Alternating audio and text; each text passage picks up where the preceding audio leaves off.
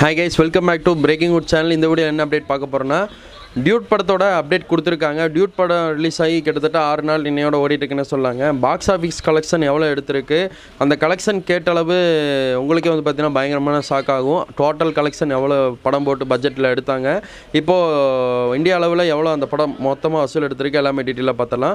யாரும் புதுசாக சேனல் வந்து சப்ஸ்கிரைப் பண்ணிக்கோ, 10 பில்லர் கால் வச்சுக்கோ, அப்போ நம்ம ஒரு டாண்டா நோட்டு சண்டை இருக்கும். டியூட் இந்த படத்தை வந்து கீர்த்திஸ்வரன் அவர் ஆட் பண்ணார். நம்ம சாய் அபிர்கர் அவர் வந்து பார்த்திங்கன்னா இந்த படத்தில் வந்து மியூசிக் கம்போஸ் பண்ணாருன்னு சொல்லாங்க.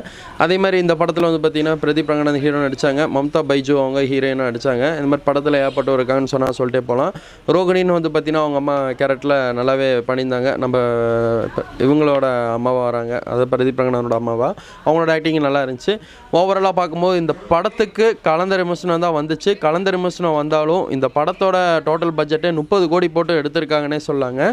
இப்போ வரையும் 5 நாள் கலெக்ஷன் எவ்வளோ எடுத்திருக்குன்னு சொல்லி கேட்டிங்கன்னா 95 கோடி எடுத்துருச்சுன்னு சொல்லாங்க.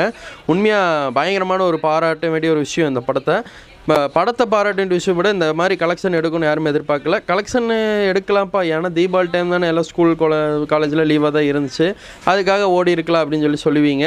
அதுதான் உண்மை. ஆனால் இந்த படம் வந்து பார்த்திங்கன்னா கலந்த விமர்சனம் தான் வந்துச்சு. ஒரு சில பேர் ஏற்றுக்கிறாங்க இந்த படத்தை, ஒரு சில பேர் எதிர்க்கிறாங்க. இருந்தாலும் எனக்கு எப்படி இருந்துச்சு இந்த படம் இருந்துச்சுன்னு கேட்டிங்கன்னா, ஓவராலாக பார்க்கும்போது ஆவரேஜான ஃபஸ்ட்டு ஒன் டைம் வாட்சபிள் மூவின்னு சொல்லாங்க. இந்த கலெக்ஷனை பற்றி உங்களோட கருத்து கணிப்பு என்னவாக இருக்குன்னு கமெண்ட்டில் பதிவுங்க. இன்றைக்கி 6வது நாள், நாளை கலெக்ஷன் வந்துச்சுன்னா 100 கோடிக்கு மேலே அடிக்குமான்னு கமெண்ட்டில் சொல்லுங்கள். தேங்க்ஸ் ஃபார் வாட்சிங். Bye verse.